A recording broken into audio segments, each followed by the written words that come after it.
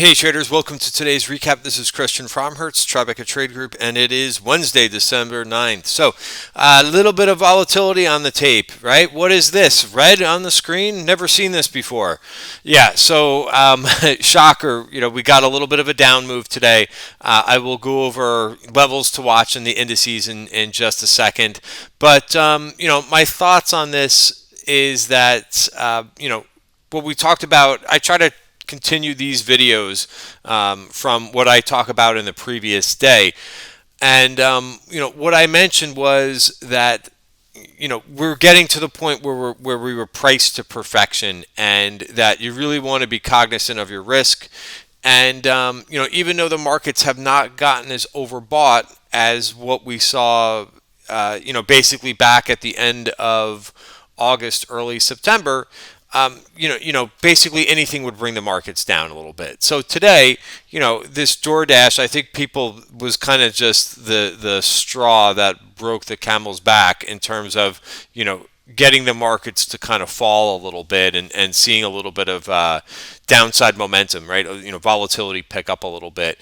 It's just one of those things where, a big IPO comes out and, these market makers and so forth, it's not even market makers. It's the guys who are running the show, bringing this deal up to, very, very high valuation. And of course, what happens when, names like DoorDash and Airbnb, which comes out tomorrow, firms do have to sell, some of their holdings. And I believe we talked about this in yesterday's video a bit. So, what does this mean now? Well, I would kind of say that, we lost some of that upside momentum.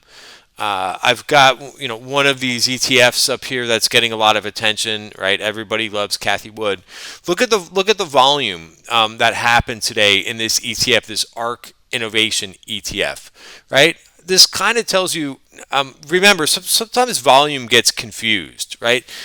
In single stocks, we like to see volume accompany a breakout, right? A breakout of consolidation. It's a little bit of confirming. However, for things like ETFs and indices, you don't actually want to see big volume. I know that's contrary to what many believe, but volume happens on turns of the market, right? Accumulation happens in smaller volume. If you don't believe me, take a look at here, right? Look at where volume picked up, right? And if you look at any index chart, volume picks up on the turns, right? Especially on the downside. So if we want to look at this, right? So before I move the to another symbol here and talk about S&P futures, but when you see this type of volume, it's usually not a good sign. Now, price hasn't broken any of the short-term moving averages, but man, this is a pretty nasty looking candle. It is what's known as a bearish engulfing candle. And I would be very mindful if you're in this ETF in the short term. Again, it hasn't broken the 5-period moving average, and sometimes you can see nasty candles, and price manages to maintain it. But if you're in this for the short term, be mindful that it might be in for a little bit of a correction with that type of volume. I would not want to be, accumulating here. I would want to be a seller into something like that. That's just me. And of course, everything that we go through in these videos, you can see the risk disclaimer here is for information purposes only. I'm not giving out any advice or recommendations. But same thing here. If we look at the S&P, where is the big volume? The big volume is always on the downside, right?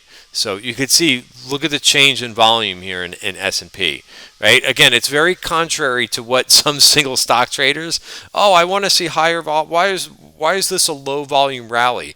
It's always a low volume rally. Get used to that, all right? Again, even in here, remember this big move up here that I've been talking about all week long and, trying to compare a little bit of what we're seeing now to back then. Low volume. When do you see big volume? On the turn, down, and when there's distribution. All right, so keep that in mind. Here's another one. Look at this, right? So you don't want to see, when you're moving higher like this, you do not want to see big volume. So we got a little bit of that today. So what I covered this morning, and I'll go over the trades, and if you're not I say this just in just about every video. I spend a lot of time with members. We do a lot of things. We do a pre-market session. We do a Q&A session Mondays and Wednesdays, and a look-ahead session on Friday. And I spend a lot of time with members. So if you're not a member, because one of the things that I said this morning was I'm lightening up on risk.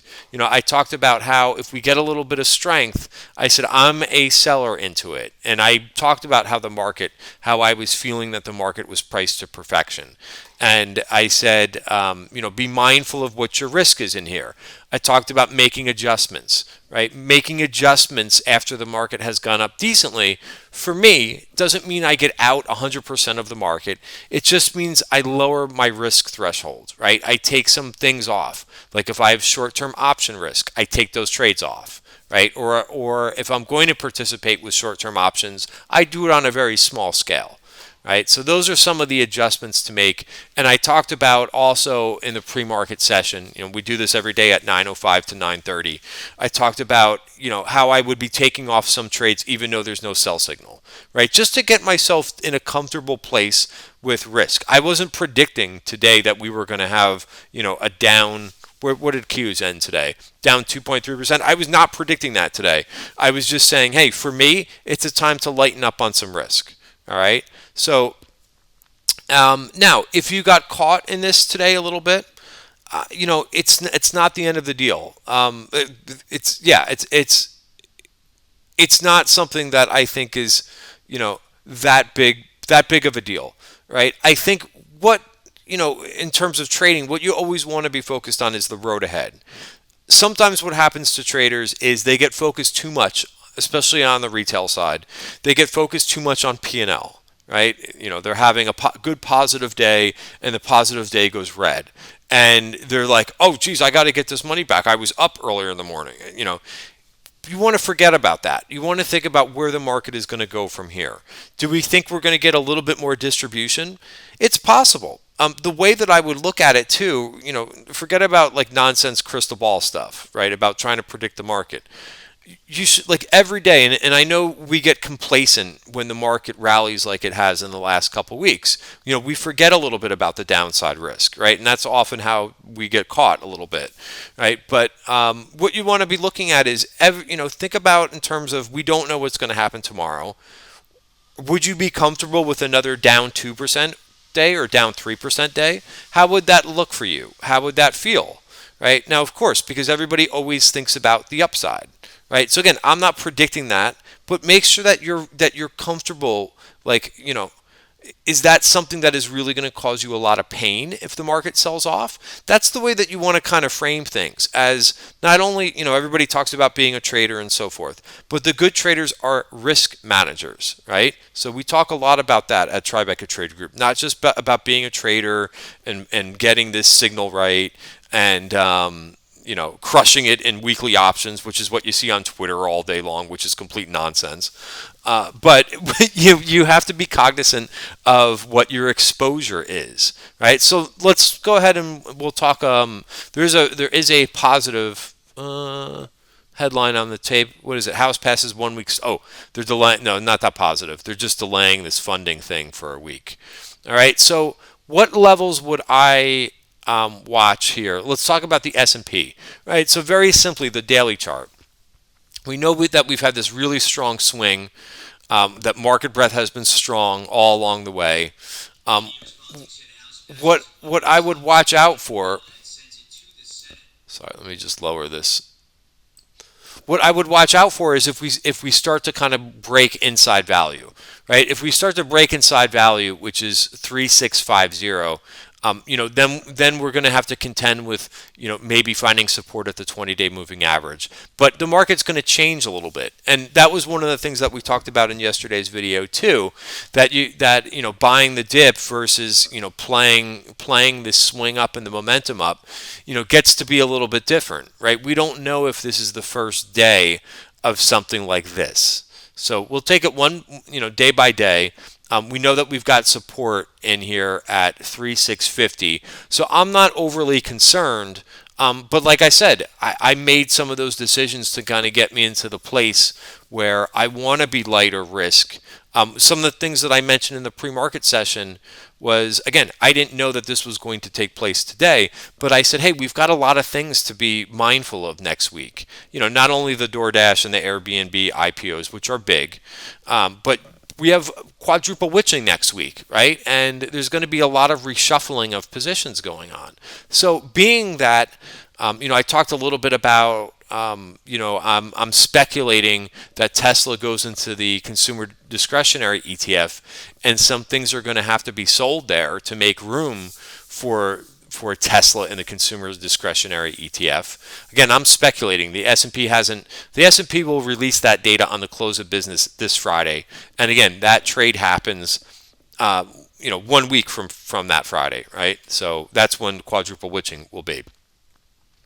But you kind of have to know that there's going to be a lot of moving parts. And being that I don't know how all these changes are going to affect the market, what do you do when you're a little bit worried about that, right? You sell some of the things that you have on, and you increase your cash balance, right? If you're a short-term trader, right? Everybody has different time frames. For me, right? Again, I'm always talking about what I'm doing, and it's in my perspective, right? I'm both I've got long-term positions on in what's called the trend portfolio, and I've got a trading account that I manage every day.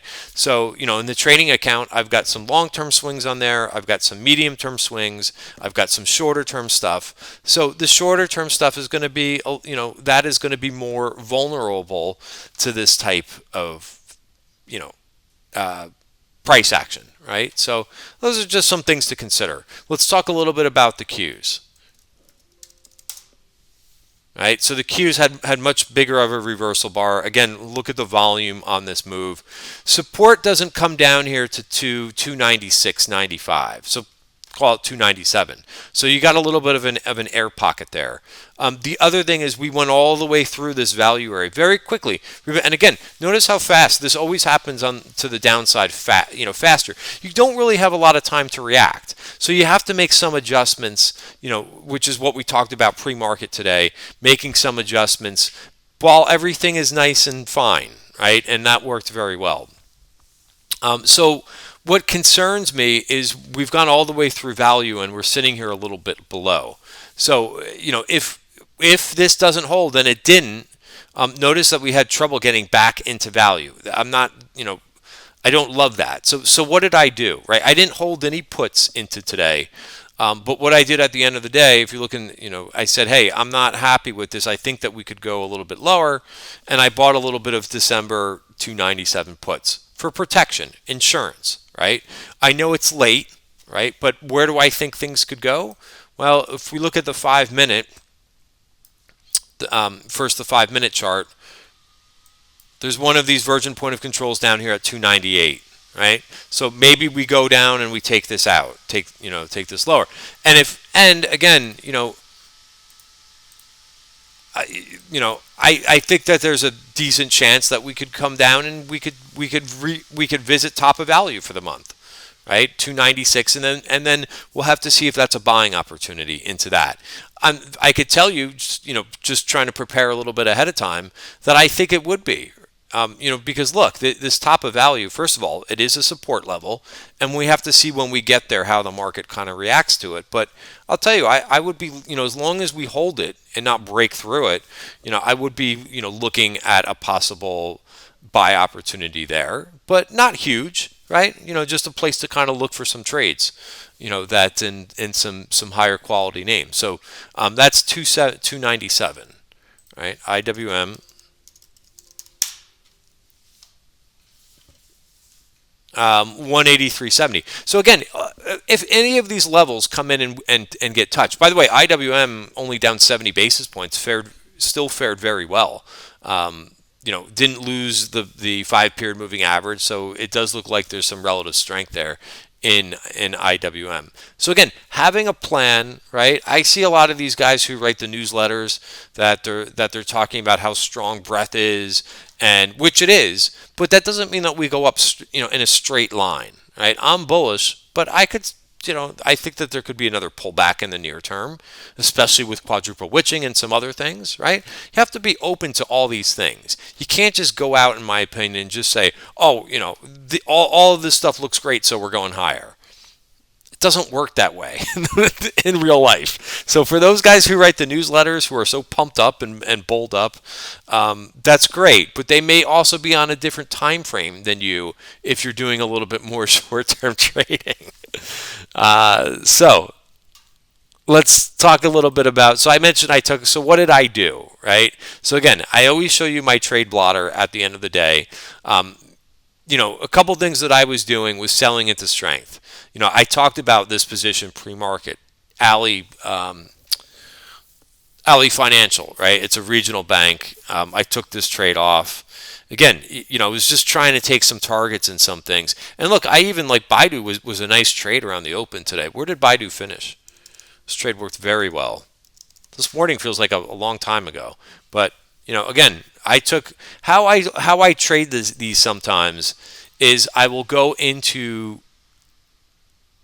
Sorry, that's not 1290. That's a typo. 290. But for options, I'm pretty quick with them. Now, if I think there's going to be some continuation, I would rather substitute into stock, right? After a name is already up 3 or 4%. Why? Because we know that options are really volatile. Everybody always talks about the upside. Oh, I bought these and they doubled. Well, there's a lot of trades too that people don't talk about on Twitter that they buy for, let's say, $2 and they go to zero. Right? You don't hear about those guys. Those guys just, they up and vanish. It's like they never happened, those trades. So what do I do? I change and go into stock and use use a stop with the stock, right? And that works for me pretty well. I did that the other day with PDD, right? What did PDD do, yesterday? Right? Had big momentum to it. Well, what did it do today? Right? Ugly, down 6.3% today, bearish engulfing, right? So if you were holding calls and you didn't take those off, everybody all crazy about PDD yesterday and about options. If you held on to those options, you got flattened today. But if you moved into stock, you fared better, a little bit. Because again, short-term options, they're much more volatile. Versus stock, I hit my stop around 150, and I took that position off, and I did hit another target in it too. So, to me, that's what works for me. I talk about what works for me. But again, you never see these guys ever talk about, right? When an option goes from 250 to 450, everybody's doing backflips. When the option goes from 250 down to 20 cents, crickets. You don't hear any. It was a small position. Yeah, I don't have it. Trust me, this is how it works with options, short-term options. So from there, I just started to kind of. Sorry, that's yesterday's. I had a little bit of MDB. It was very fast with that trade. Took off this. 10 o'clock. I got out of my last TDOC position. Out of my last Apple position as well. So I really started to kind of take some of those things that I wanted to take off. All right. Pure Storage, lucky to take a target in this one. This is another one that we just don't know when these things are going to do this, right? They start to act like they're going higher, and then they reverse and give it back, right? Out of our control. What can we control? Managing the trade well, taking some profits, taking some targets off, right? And then, realizing that things may change, right? So that's, I think, my second target that I took in Pure Storage. I'm still holding this one. SE also decided to get out of that one. Right here was my stop in this one. All right, and then I started to pick on a little bit of things, in the afternoon. But I did put on a little bit of protection. All right, so just a little bit of insight into what I'm doing. Again, I'm not out of I'm not one of these guys that says, oh, I'm out of all my exposure. I generally don't do that. Unless the market is really providing a sell signal, a move down like this for now is quite normal, right? The market does ebb and it flows. We just have to figure out if we do have some downside continuation, if support is going to hold. Now, what will happen with those positions, some of the positions that I do have on, they'll probably get hit a little bit, right? But those are sized appropriately, and I've got those with stops on them too. All right. So again, planning ahead, thinking more than about the next call buyer that's on the tape. All right. Let me talk about a couple of things that I did like on the tape today. This SSYS saw some call activity today. Nice volume on this one. This one, I would say this is constructive volume, right? That's a big move, on an up day. Where could this thing get to? Well, it's above the 200-day moving average. Maybe it could rage a little bit. This was, something that there's a VPOC up here at 1988. So that's where I'm looking for this trade to go to. We also talked about Rocket earlier in the day, right? This thing held in, but notice where this thing sold off. Right at the 1 hour VPOC, right? So that's where I took my first target.